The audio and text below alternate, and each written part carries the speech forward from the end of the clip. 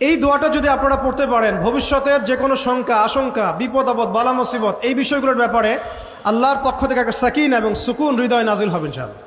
একবার আমার মনে আছে যে একটা জটিল মাসালা নিয়ে আমরা আমাদের মহতারাম খতিব সাহেব, বাইতুল মুকাররমের বর্তমান খতিব সাহেব, তার দ্বারস্থ হয়েছিলাম।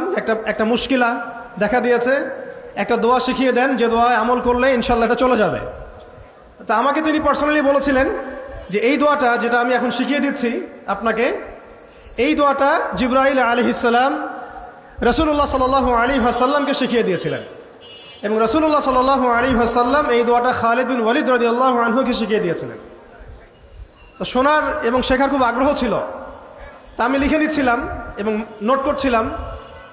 এই দোয়াটা যদি আপনারা পড়তে পারেন, ভবিষ্যতের যে কোনো শঙ্কা, আশঙ্কা, বিপদ আপদ, বালা মুসিবত, এই বিষয়গুলোর ব্যাপারে আল্লাহর পক্ষ থেকে একটা সাকিন এবং সুকুন হৃদয় নাজিল হবে ইনশাআল্লাহ।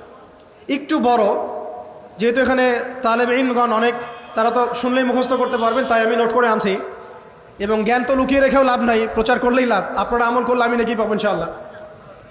তো এই দোয়াটা হচ্ছে আউযু বিকালিমাতিল্লাহি তাম্মাতিল্লাতি লা ইউজাবিজুহুন্না বাররুন ওয়ালা ফাজির মিন শাররি মা খালাকা ওয়া যারআ ওয়া বারআ ওয়া মিন শাররি মা ইয়ানজিলু মিনাস সামাই ওয়া মা ইয়া'রুজু ফিহা ওয়া মিন শাররি মা যারআ ফিল আরদি ওয়া মা ইয়াখরুজু মিনহা ওয়া মিন শাররি ফিতানিল লাইলি ওয়ান নাহার ওয়া মিন শাররি তাওয়ারিকিল লাইল ইল্লা তাওয়ারিকান ইয়াতরুকু বিখাইরিন ইয়া রহমান।